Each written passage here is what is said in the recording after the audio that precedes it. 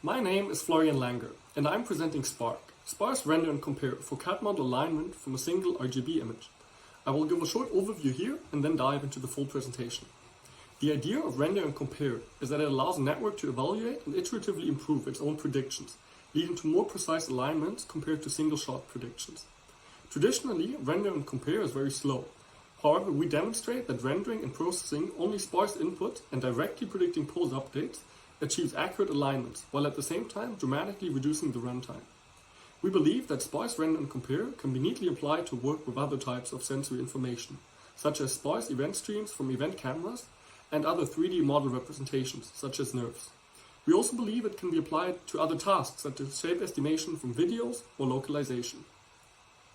The task that we're trying to solve is to go from a single RGB image to aligned 3D shapes that represent the given scene. And what you can see here on the right are actual pose predictions made by our network. In terms of related work, there are two streams that I want to highlight. One of them uses normalized objects coordinates, also known as NOCs, which are 3D coordinates of the objects in some coordinate system where all CAD models have been aligned and normalized to fit into a unit cube. The previous state-of-the-art method ROCA uses normalized object coordinates. The way they do this is by first performing 2D object detection by predicting instant segmentation masks. For every pixel in the instant segmentation mask, they predict the corresponding 3D normalized object coordinate. They then use predicted pixel-wise depth to lift their correspondences into 3D and find the pose that minimizes the distances between the correspondences. The issue with this is that, as you can see on the right top, there is no guarantee that the predicted normalized object coordinates actually lie on the CAD model. While the pose that is found minimizes the reprojection error well, the corresponding CAD model alignment is off by a constant displacement. The issue is that it's unclear how differently shaped objects should be aligned meaningfully at train time, which can lead to displacement at test time. Further, in the case of ROCA, scale is predicted directly from the RGB image, which can be inaccurate. A second line of work is traditional render and compare. Here, a CAD model or a set of CAD models in some initial pose is rendered and then compared to the original image. Usually this comparison is done in feature space, and existing works perform gradient descent to maximize the similarity of features.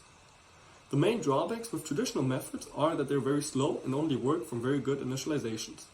They are slow as they require a large number of iterations on the order of hundreds to thousands, and further, each iteration is slow as they need to perform and process a full render, leading to total runtimes between 30 seconds and minutes.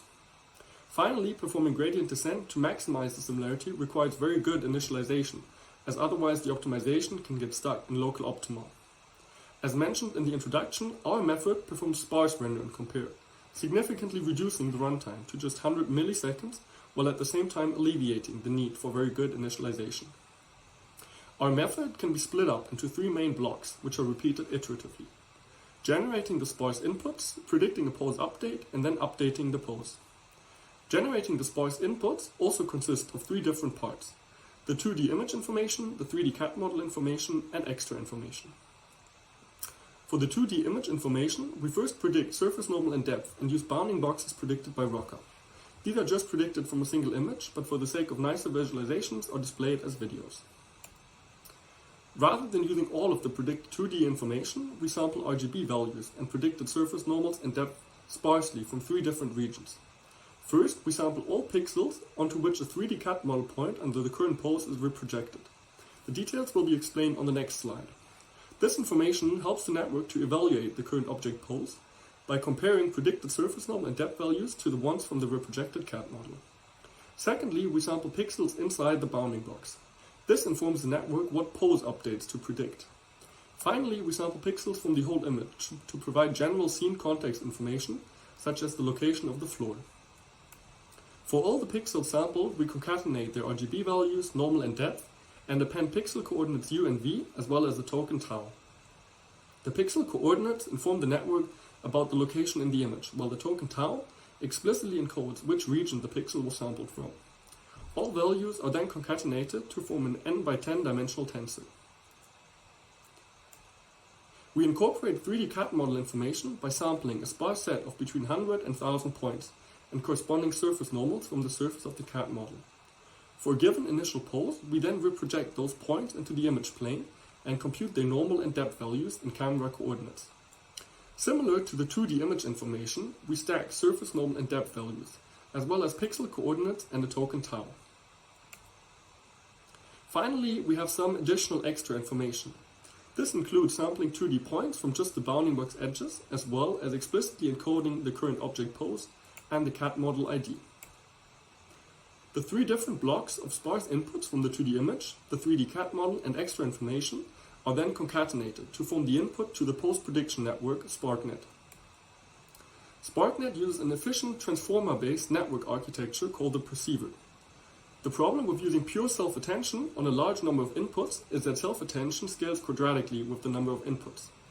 The perceiver solves this issue by performing cross-attention between inputs and some smaller latent array, and subsequently only performs self-attention on the latent array whose size is fixed.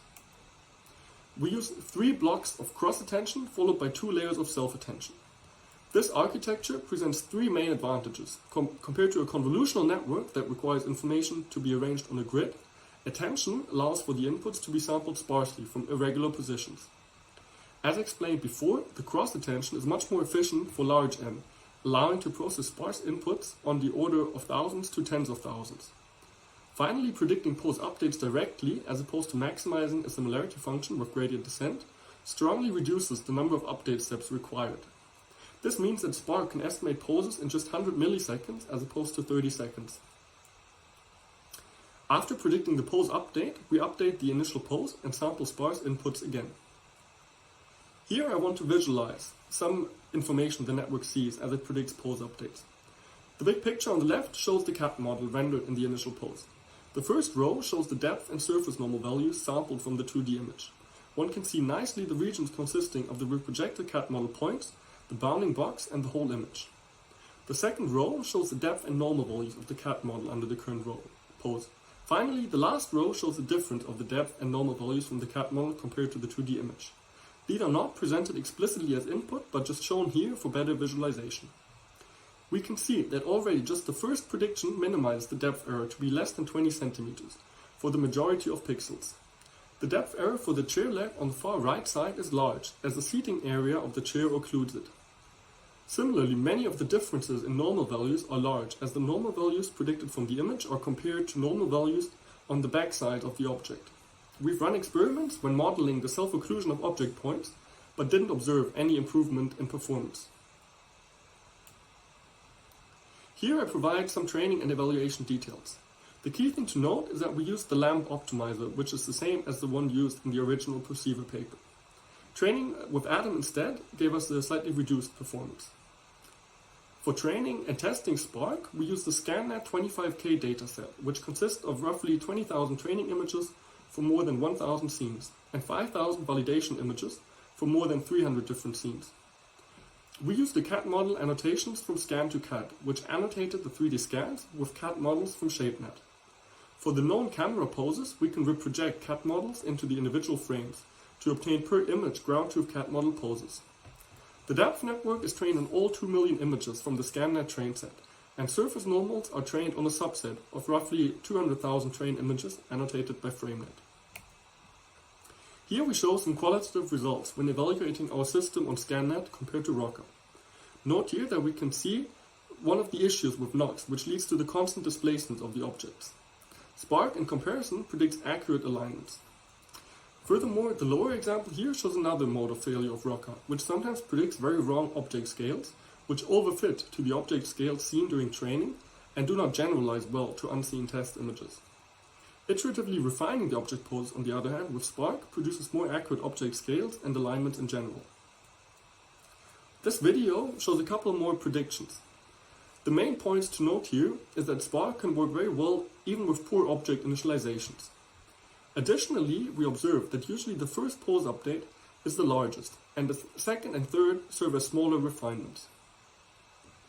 When evaluating Spark quantitatively, we observe major improvements compared to ROCA. We show large improvements both for the mean of all class accuracies as well as the mean of all instances. We observe that we can achieve a further improvement by initializing our rotation predictions with ROCA's rotation predictions. Looking at each of the classes individually, we find that Spark outperforms all competitors in all classes except on displays. Inspecting the predictions, we find that Spark often predicts the flipped object rotations.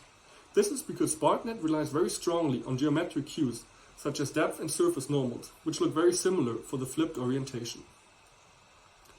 The key result from the ablations we've performed is that sampling the image sparsely doesn't just reduce the size of the input, and therefore the network complexity, but also strongly reduces overfitting and thereby improving the validation accuracy. The blue lines show the training and validation loss when using the entire image as input. The green lines show the training and validation loss when using only around 3% of available pixels. We find that while the training loss increases slightly for sparse pixels, the validation loss decreases, leading to a significantly increased validation accuracy, which is the dotted line in red. Finally, I've tested Spark on a series of iPhone images that I took around my home and the department. The top right corner is our prediction, and the top middle is ROCA's prediction for comparison. Here I found that Spark generalized well to the captured images, but can sometimes still struggle with complex scenes or producing very accurate alignments. Finally, we see multiple avenues along which sparse render and compare can be extended in the future. One of them is to use naturally sparse input streams, such as the event streams from event-based cameras. Another one is to use sparse render and compare for aligning 3D shapes represented as neural radiance fields. While NURBS have been demonstrated to be extremely powerful shape presentations, creating full renderings from them is computationally expensive. Sparsely rendering them, in contrast, can be done more efficiently. Finally, sparse render and compare can not just be used for CAD model alignments, but also for localization. Similar to normalized object coordinates, one branch of localization methods predicts scene coordinates and performs an optimization to estimate the camera pose. Alternatively, one could perform sparse render and compare and iteratively render the 3D model of the map and compare that to the estimated depth and normal values from the current image.